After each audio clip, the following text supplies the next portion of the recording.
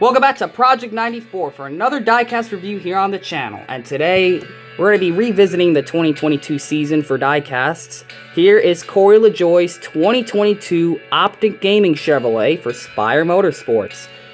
Another number 7 diecast for you diecast collectors out there, and for the stop motion makers and people that have diecast series going on their channels. They're definitely going to want to have this, because this is another paint scheme for Corey Lajoie, who I never thought we would get this car. I thought this was just one of those paint schemes. Oh, it's a cool car. I don't think they'll make the diecast for it. But here it is, and it's another matte finish diecast. How do you guys like that? What a cool diecast this is. So we're going to get this one out of the box. The boxes are actually easier for me to open up. Didn't have to use any tools to get it out. I just must be good at opening these boxes, but here is Corey Lajoie's Optic Gaming Chev. Let's take a look at it. How cool is this car? So awesome. The green on camera. Now, in real life, the green is not this bright. I know with the light hitting it, it looks like a white number, but that is definitely not a white number. The lightest green I have ever seen used on a paint scheme is on this car. And with the matte finish, it really makes it stand out all that much more. I think the wheels are jagged up on this thing. If you look, oh yeah, does not look like it's gonna roll very well.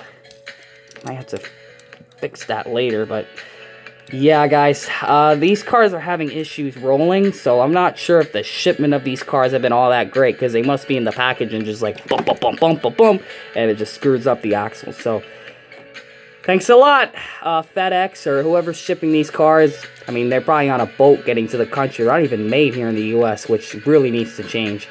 But getting away from that, you got number 7 right there, Spire Motorsports, the Chevrolet ZL1.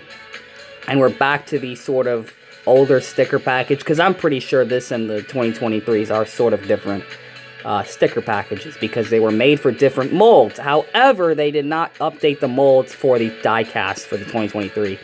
You got the old hood vents, ZL1. You got Optic Gaming. What an odd, like, font. It makes the O and the G look so odd.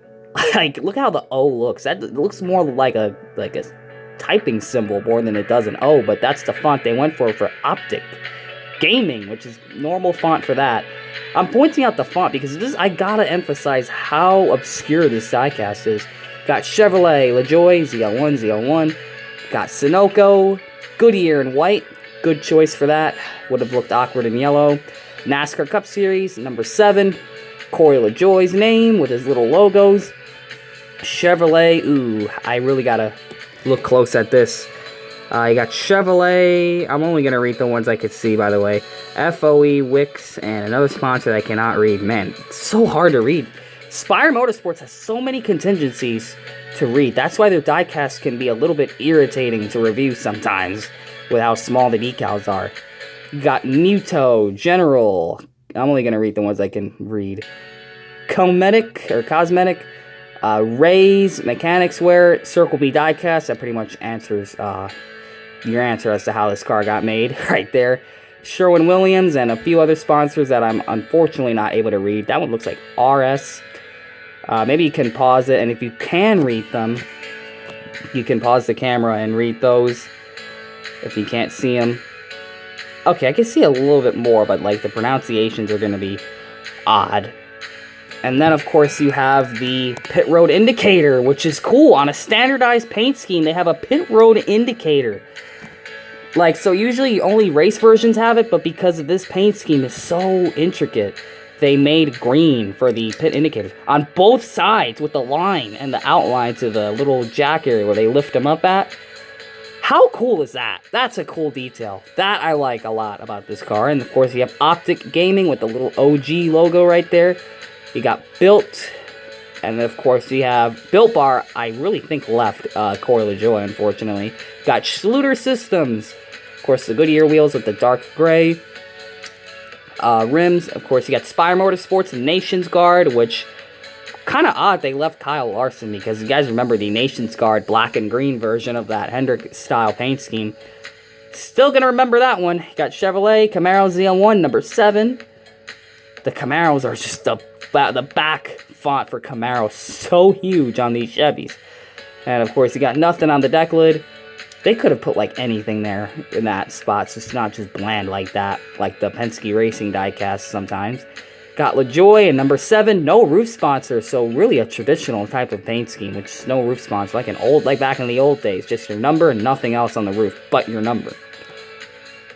So the paint scheme, matte black, all the way around, pretty much a Night Owl style matte black, really, really cool.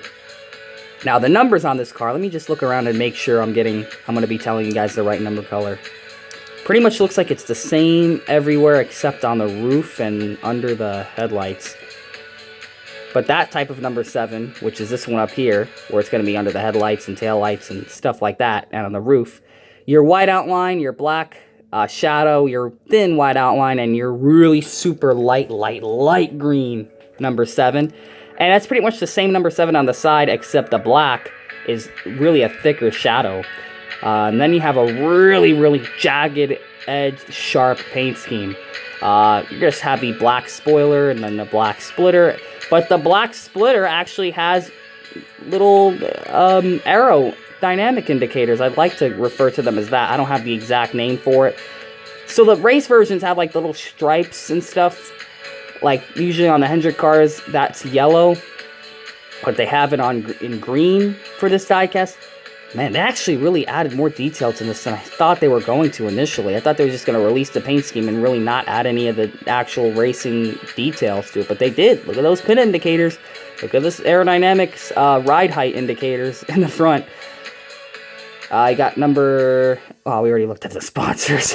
Paint scheme time. So you have the dark gray wrapping around the OEM details under the headlights and the skinny grille of the Camaro. Then you have a couple of green stripes, really thin, just kind of like spiking towards the front.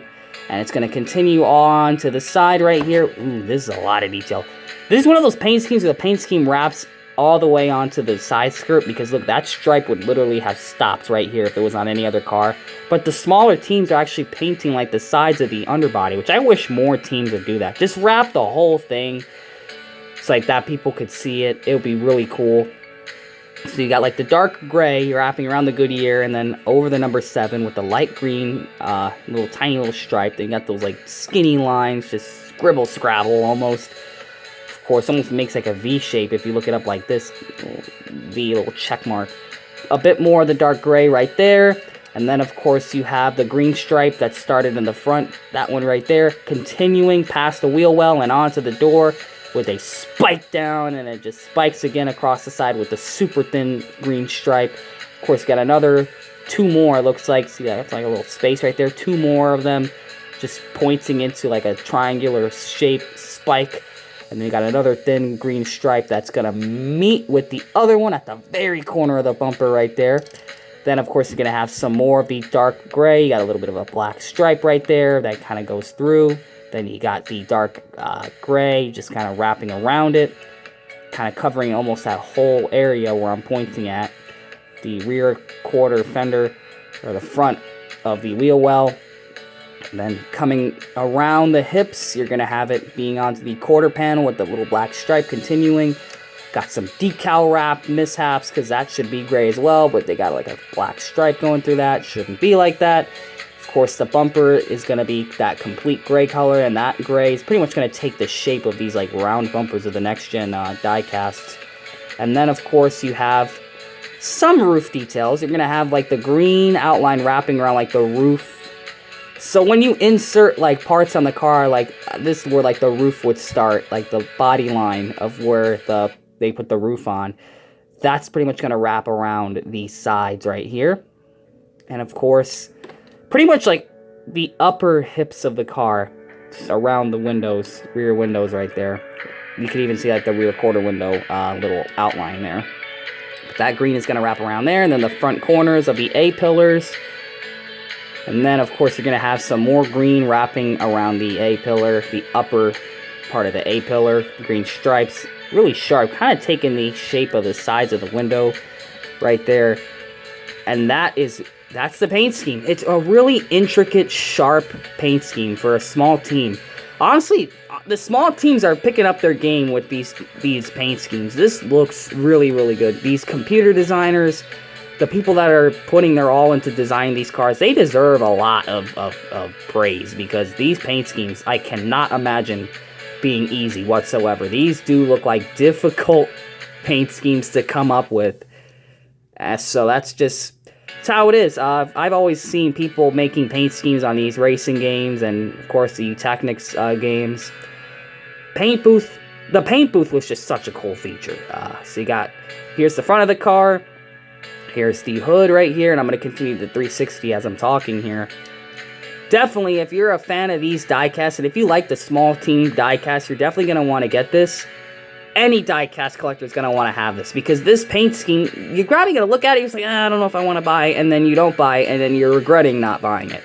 It's one of those paint schemes. You're definitely going to want to, if you're on the fence, honestly, of getting this diecast, as we're going to finish the 360 view with the under tray right there, the underwing and all that stuff. If you're on the fence about getting this diecast, I'm definitely saying jump off that fence and pick this one up, because I'm not sure how long this is going to last. Small team diecasts usually don't sit on the shelves very long, so definitely consider getting this diecast. It's one of the cooler Corey LaJoie cars, and especially if you don't have a Corey LaJoie car at all, definitely get this. This is a really, really cool diecast, and you're certainly not going to see this in the Authentics line. At least I don't think. This is definitely a Gold Series exclusive, and I guess for the better, because this car would have been on the PTC mold. So, I hope you guys enjoyed this diecast review here of Corey LaJoie's 2022 Optic Gaming Chevrolet for Spire Motorsports. Another number 7 car for you stop motion guys. I'll mention that again, how big it is for you guys to get this. And yeah, that is going to be it. The dark gray rims look good with it as well. Would have been cool to have like super lime green wheels, but I see how that rim color matches the dark gray. So yeah, really cool diecast. And now I'm seriously going to end the video. So thank you all for watching. Stay tuned for more diecast reviews. And comment, like, subscribe. We will see you guys in the next diecast review. And always remember to make sure you know what you're doing when you're putting decals on your diecasts.